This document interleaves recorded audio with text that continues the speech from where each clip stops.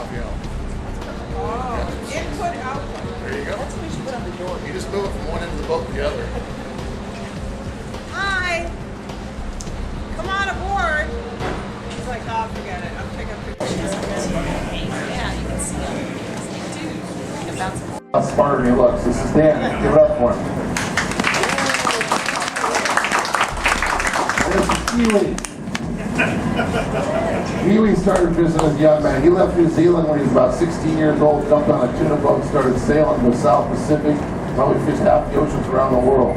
He's fished clear up into the Bering Sea, fished his whole adult life also. If you got any questions, he can answer it. Wealth of knowledge. Keely.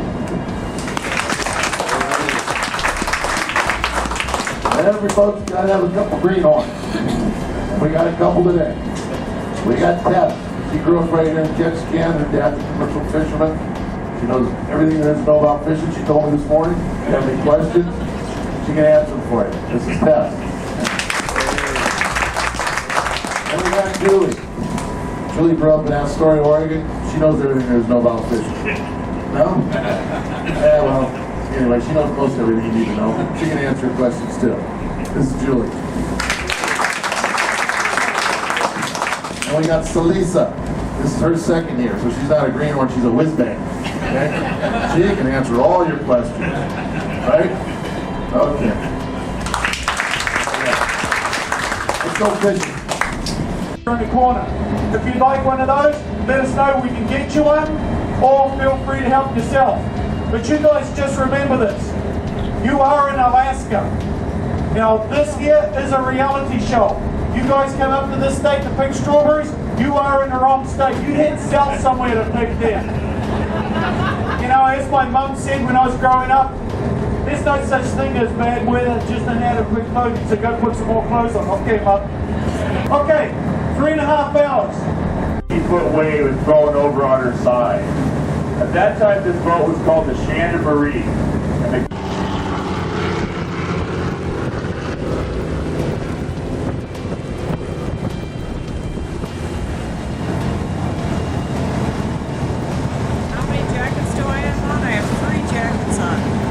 came up with this. It's called a circle hook. I came down to the docks in 1985 in Kodiak and started giving us boxes, and he said, go try them.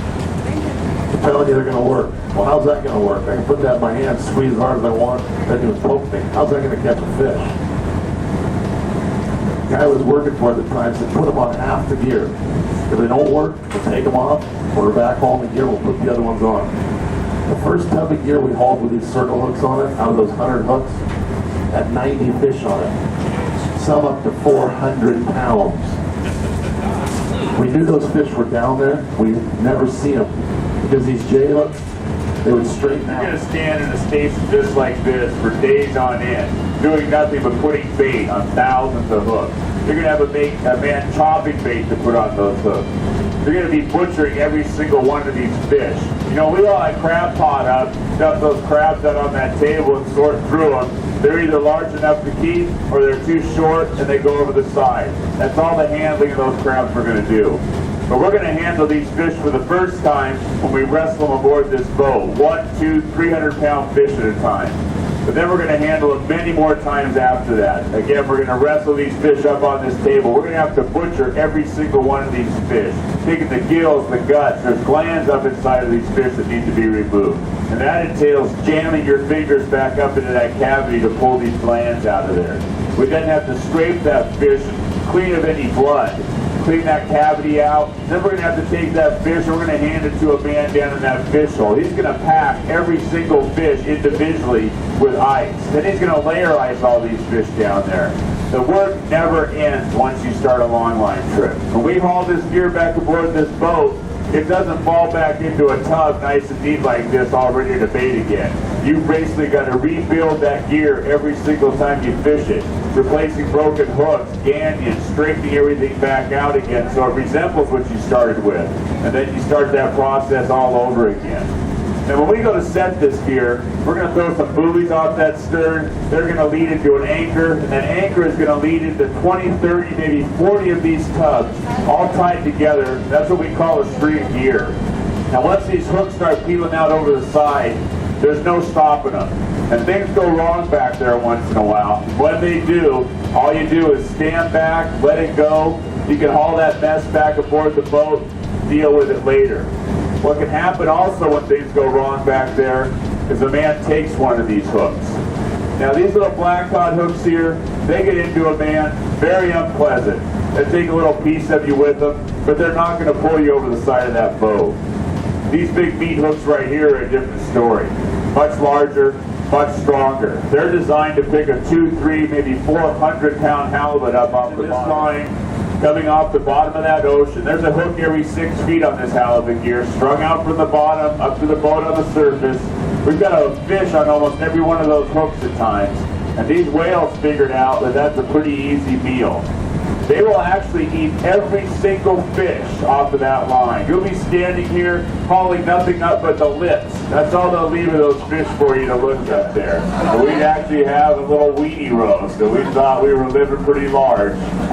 But there are times, like I was sharing, you know, it wasn't very often that we did get to enjoy a warm meal out here. Lots of times we'd send a man in, prepare something, and he'd just bring whatever he prepared right out to the deck and distribute it to the men. You'd be, you know, butchering halibut with one hand and eating a piece of chicken with the other. Everything you see here today is native to these waters right here.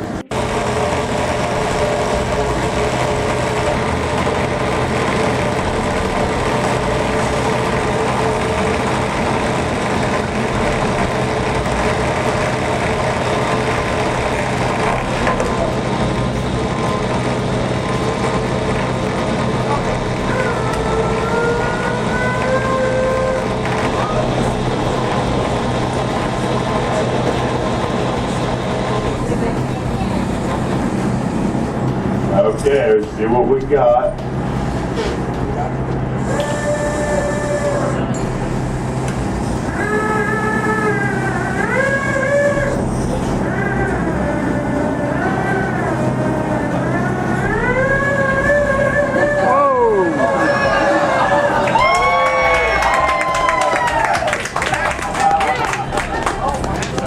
There's our Alaskan king crab. Now these king crab right here are brown king crab. They're also known as golden king crab. Now the other two types of king crab we're going to harvest here in Alaska is the red king crab, and then there's also the blue king crab. All very similar in appearance. Now that red king crab is the largest of the three. Now they average about 7.5 pounds apiece, and they got $5.50 for those crabs in the Bering Sea this last winter. So that's about $40, $45 a bug there. We'd like to see 100 crabs in one of these pots when we pull them up out there. Now you folks are all aware of the fact that you can Photoshop kiwi right out of that picture when you get home. You can put yourself next to that crab pot.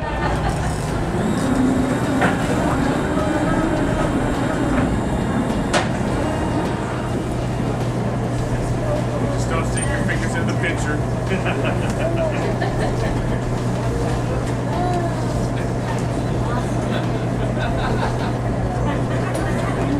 You can come around and stand next to him also if you'd like. Maybe you can talk someone into being the crabs. All right. She plays with tarantulas too, by the way. Okay, gotcha. I got it. Thank you. I'm trying to get him up to come on tour this morning. You got a friend there, eh? Yeah. They just flew up. What are those antenna, those little things that are sticking out? What was that? Antenna? Like right here? Those little long, narrow Those are It's mandibles. like taste buds. Yeah. Okay. With all the other pieces. Which I'm like, it's in this bag. Now, is that a red, what do you call it, red crab? Oh, man. Why do they call them bugs? Just kidding. What was that? I'm just kidding. I said, why do they call You them give bugs? me a lot of crap, don't you? I should just expect it now. Yeah. Comes with the territory.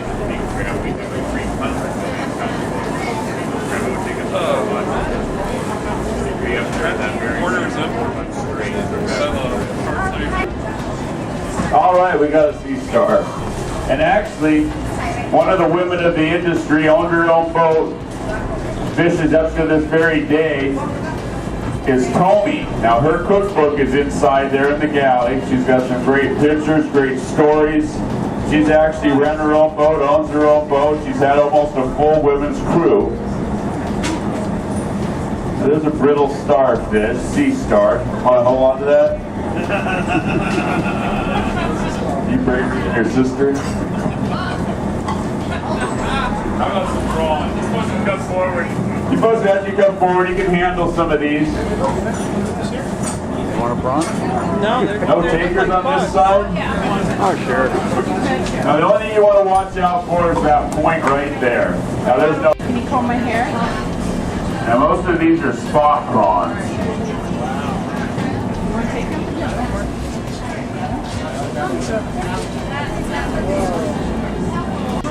You gonna take your own picture? Yeah, I got my hand at least. There you go. You want to hold it? Well, I'll hold it up against you.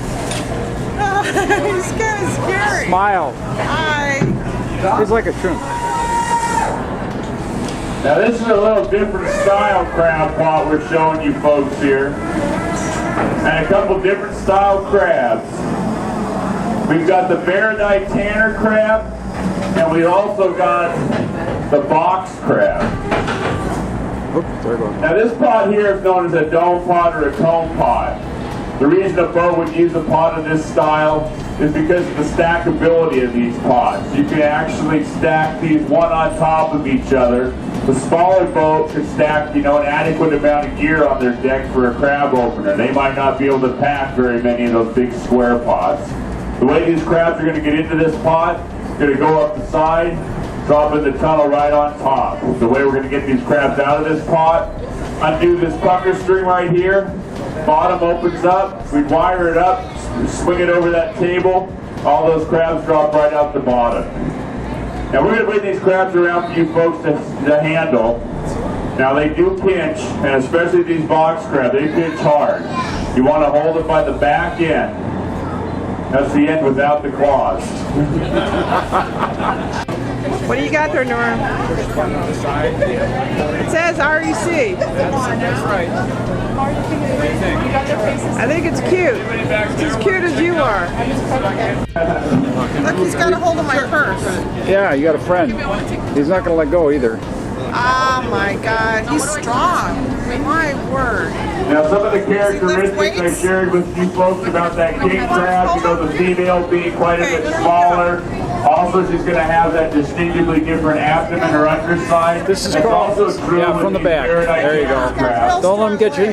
Keep your other hand. He's got a hold of my purse. Hey, you. Get up. All right. Okay, I'm free. Look at that. Out the Bering Sea in the mid-90s.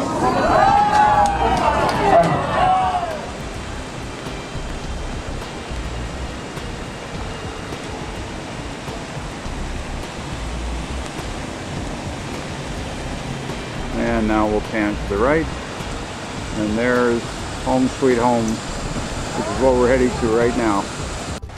Ah, yes. Proceeding north through the mists from Ketchikan. It's about 5:30 in the evening. A misty, shrouded day.